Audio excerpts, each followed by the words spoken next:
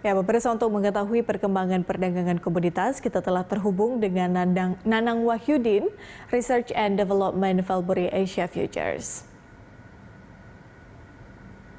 Ya, Pak Nanang, terima kasih sudah bergabung bersama kami di Closing Market. Kita langsung saja. Seperti apa analisis perdagangan komoditas sepekan ini, Pak Nanang? Sentimen apa kemudian yang berpengaruh?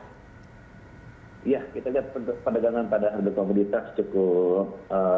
variatif ya, di mana pergerakan dari harga logam mulia khususnya emas sendiri ini bergerak cukup meyakinkan setelah berhasil di 2 hari yang lalu mencetak rekor tertinggi dalam 4,5 bulannya di 19.12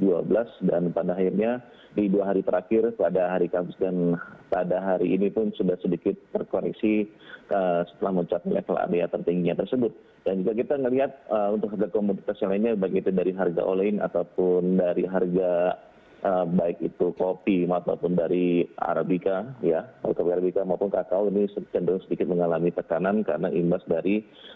kekhawatiran terhadap meningkatnya pasokan. Dan ini juga kita bisa melihat faktor lain pengaruh juga datang dari Amerika ketika sebuah data Amerika, data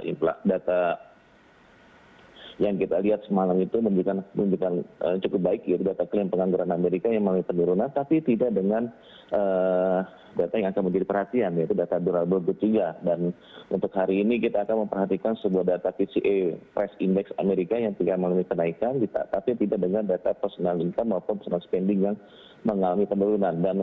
paling tidak di sini tentang harga komoditas sendiri masih dipengaruhi oleh sentimen terhadap dari Amerika, baik dari inflasi maupun dari data ekonomi. Dan fokus yang terpenting pengaruh pasar juga akan terjadi pada pekan depan, di mana data non-farm payroll yang diperkirakan akan mengalami kenaikan dari data sebelumnya di angka 200.000 akan diperkirakan menaik menjadi angka 600.000, ditambah lagi dua pekan berikutnya yaitu di tanggal 16 dan 17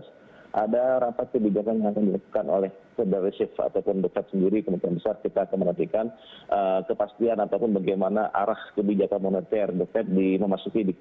semester kedua di tahun ini, begitu Mbak Patricia. Iya, artinya pengaruh data dari Amerika ini masih mempengaruhi pergerakan komoditas. Bagaimana dengan pengaruh pengetatan di Tiongkok, Pak Nanang, terhadap harga komoditas di bulan Juni? Baik. Kita lihat pengetatan yang dilakukan oleh di Tiongkok sendiri ini mempengaruhi pergerakan harga komoditas, apalagi kita lihat konsumsi Tiongkok sendiri sebagai terbesar di dunia, dan kemudian ini juga akan mengganggu sebuah yang namanya harga komoditas. Kita lihat hal-hal tersebut juga membuat beberapa tekanan dialami oleh produk-produk baik itu dari kopi, gula maupun kakao, dan juga kita lihat dari minyak kelapa sawit juga akan mengalami tekanan, ditambah lagi produktivitas ataupun kita lihat dari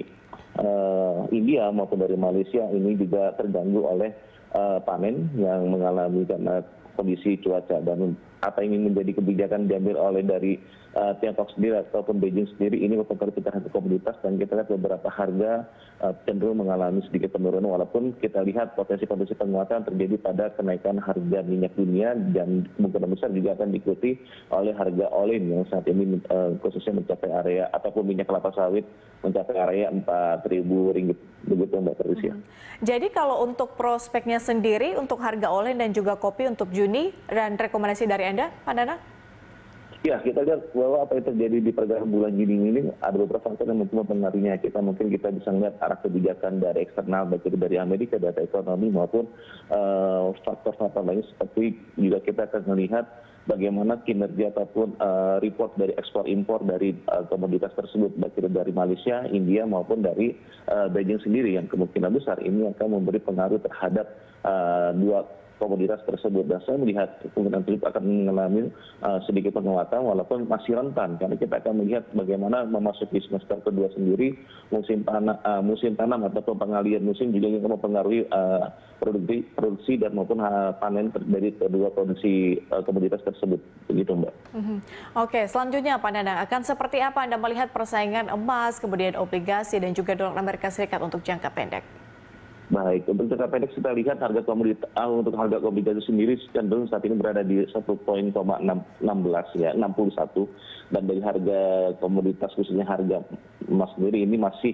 menjadi pengaruh tidak hanya dari harga obligasi, juga faktor pergerakan harga emas juga pengaruh dari salah satu rivalitasnya yaitu cryptocurrency, dan ini juga mempengaruhi pergerakan dari harga komoditas khususnya harga emas sendiri, dan saya melihat bahwa potensi jangka pendek masih berpotensi untuk mengejar 1.900, ditambah lagi faktor dari Amerika sendiri mengenai kekhawatiran terhadap inflasi yang masih temporary ataupun sementara, ini juga akan mengganggu yang namanya arah pengetatan yang dilakukan oleh The Fed, baik itu melakukan pengurangan pembelian obligasi ataupun juga melakukan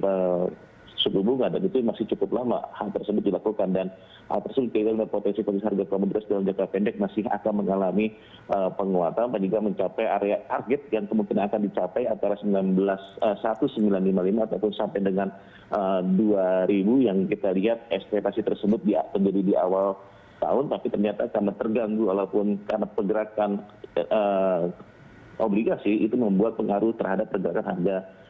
emas, dan saat ini kemungkinan harga obligasi sendiri masih cenderung bergerak relatif terbatas ataupun bergerak tetap, dan faktor-faktor data ekonomi Amerika maupun juga dari cryptocurrency sedikit memberi imbas terhadap pergerakan harga emas begitu. Baik, Pak Nanang Wahyudin, terima kasih atas informasi dan juga analisis dari Anda. Pemirsa, demikian Nanang Wahyudin, Research and Development Valbury Asia Futures, baru saja bergabung bersama kami di Closing Market.